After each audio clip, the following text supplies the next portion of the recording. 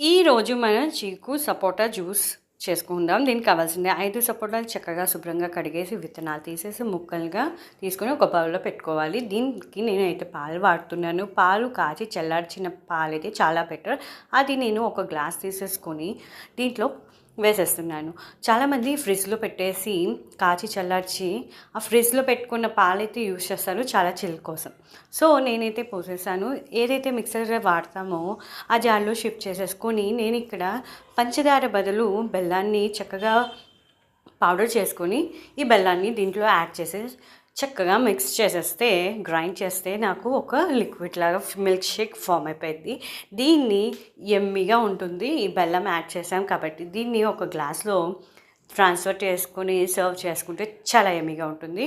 And heart patients ఒకసారి డాక్టర్ని consult చేసుకొని ఈ జ్యూసెస్ తాగితే చాలా better. Thank you for watching this video.